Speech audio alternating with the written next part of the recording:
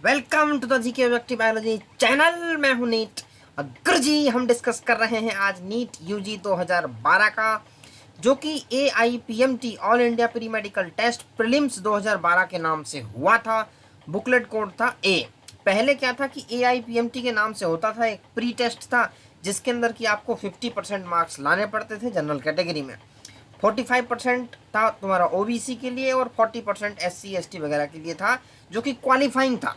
उसके बाद जब उतने परसेंट आ जाते थे तो प्रीलिम्स ऑटोमेटिक क्वालिफाई हो जाता था। उसके बाद हम जाते थे मेंस के अंदर, जहां ओरिजिनल कट ऑफ आती थी।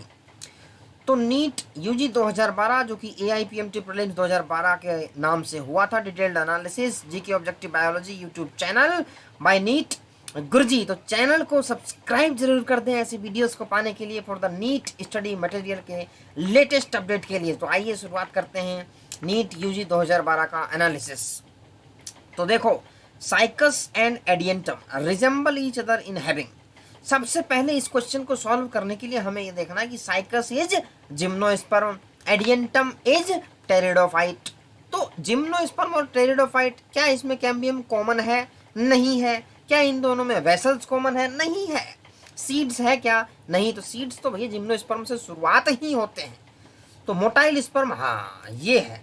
इन दोनों में कॉमन मोटाइल स्पर्म होगा, तो correct answer is option number 4। चलिए आगे 102 पे। Gymnosperms are also called soft wood spermatophytes because they lack.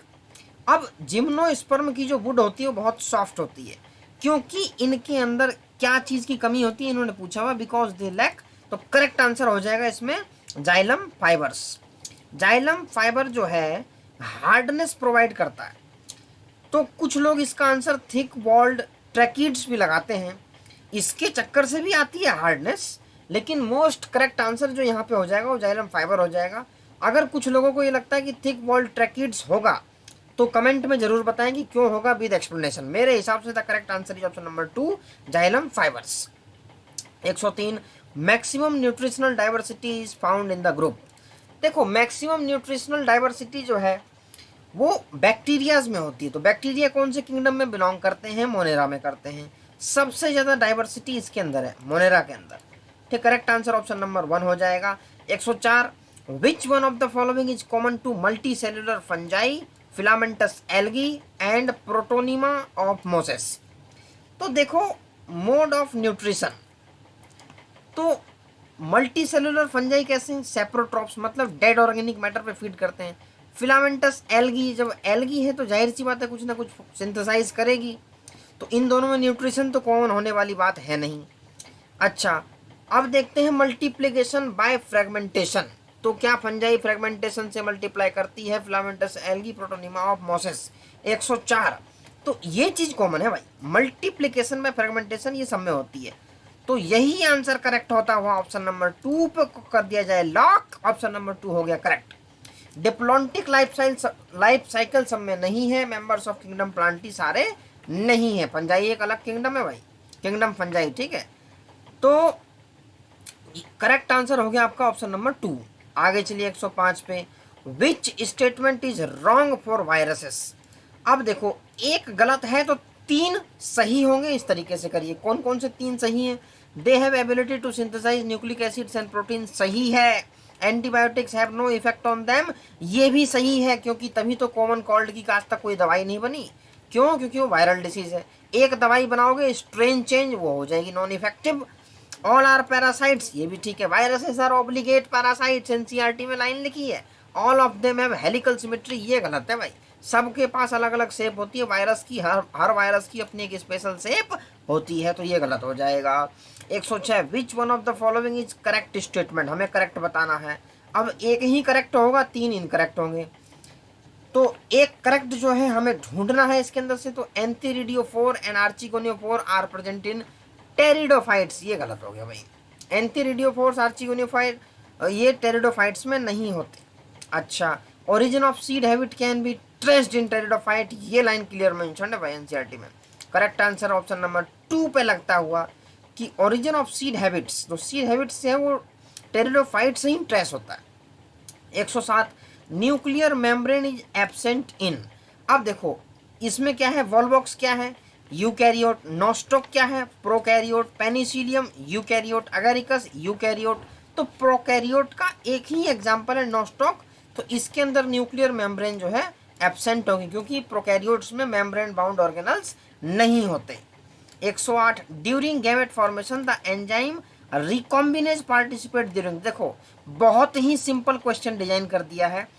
Recombinase तुम्हारी प्रोफेज 1 में होती है, पता है ना, डिप्लोटीन, पैकेटीन, अलग अलग स्टेज होती है, हर स्टेज की एक स्पेशल कैरेक्टरिस्टिक है। तो प्रोफेज 1 दे दिया, इसका मतलब तो बहुत सिंपल दे दिया तुम्हें क्वेश्चन, मतलब अगर प्रोफेज 1 के अंदर ये घुस जाते तो ये क्वेश्चन कॉम्प्लेक्स हो जाता। तो करेक्ट आंसर हो जाएगा प्रोफेज 1 ऑफ द मियोसिस 1। ठीक है जी, तो मतलब सुपरफिशियल क्वेश्चन दे दिया, अगर ये प्रोफेज 1 के अंदर घुस के पूछते तो डिफिकल्टी हो जाती भाई यहाँ पे।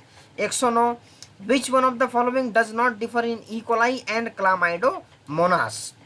देखो इकोलाई क्या है, प्रोकैरियोटिक, क्लामाइडोमोनास क्या है, यूकैरियोटिक। तो दोनों में सेल वॉल का डिफरेंस होता है, सेल मेम्ब्रेन जो है ना दोनों में कॉमन रहेगी भाई।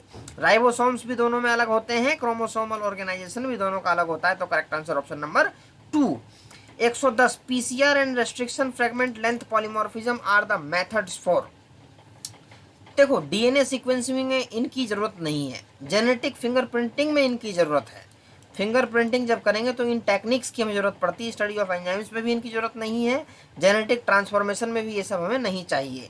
तो करेक्ट आंसर ऑप्शन नंबर 2 हो जाएगा। 111 removal of RNA polymerase third.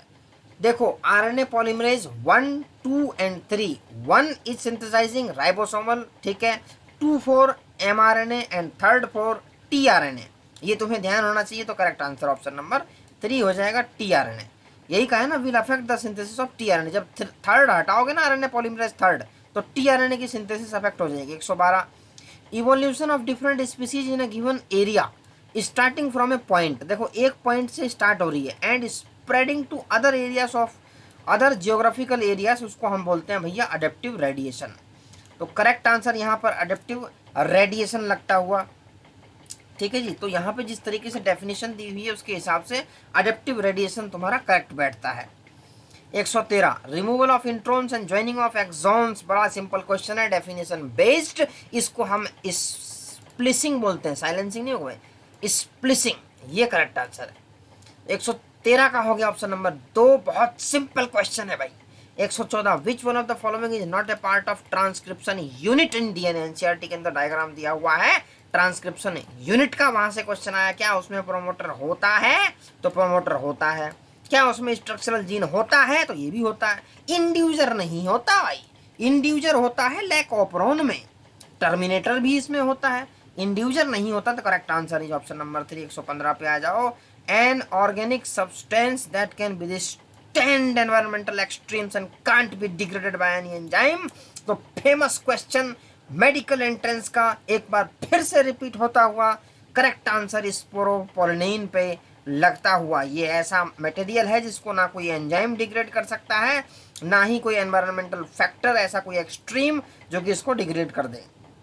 116 best defined function of manganese, Ratte वाला क्वेश्चन है भाई। मैग्नीज याद है क्लास 11th के चैप्टर नंबर 12 में अलग अलग एलिमेंट का रोल दिया हुआ है, तो मैग्नीज का क्लियर कट मेंशन्ड है, फोटोलाइसिस ऑफ वाटर में ये हेल्प करता है। तो करेक्ट आंसर हो जाएगा ऑप्शन नंबर 3। 117 पे आ जाओ भाई। Water containing cavities in vascular bundles are found in, सीधा याद करो, मेज के अंदर जो मक्का होती है उसके अंदर ये पाया जाता है। तो करेक्ट आंसर हो जाएगा option number 4। Closed vascular bundles lack, closed vascular bundle में क्या नहीं होता, तो उसमें कैम्बियम नहीं होता। सिंपल क्वेश्चन है, कोई डिफिकल्टी नहीं है इसमें।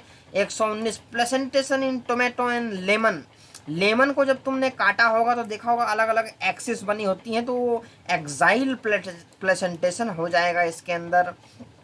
सेम तुम्हारा टोमेटो केस में मिलेगा, अलग अलग पार्ट्स डिवाइड होते हैं ना, बीच से लाइनें गई होती हैं, तो axile placentation. Companion cells are closely associated with sieve elements. ठीक है जी, करेक्ट आंसर ये हो जाएगा, सिंपल क्वेश्चन है। AIPMT प्रीलिम्स जब होता था तो उसमें सिर्फ हमें 50% स्कोर करना होता था to qualify and go to the mains. वहां होती थी रियल युद्ध, युद्ध तो वहां होता था मेंस में, प्रीलिम्स तो ऐसी था क्वालिफाइंग क्राइटेरिया। तो इस तरीके से हो गए भाई 20 क्वेश्चन इसके, 101 से लेके 120 तक। उस समय बायोलॉजी में 100 क्वेश्चन आते थे, केमिस्ट्री में 50 और फिजिक्स में 50, तो टोटल 200 होते थे, लेकिन टाइम 3 घंटे का ही होता था, पेपर बहुत सिंपल होता था। तो इस चैनल को कर लें subscribe for the latest update related to NEET study material as well as objective MCQs of biology, chemistry, physics to enhance your performance in NEET exam, जो कि आज का तुम्हारा हो रहा है। नीट थोड़ा सा लेवल हाई है क्योंकि बच्चे बढ़ते जा रहे हैं, कंपटीशन बढ़ता जा रहा है, तो तैयारी बहुत हाई लेवल की चाहिए। तो इस चैनल को सब्सक्राइब जरूर कर लें, जो कि तुम्हें इस चैनल पे हाई लेवल की तैयारी मिल जाएगी।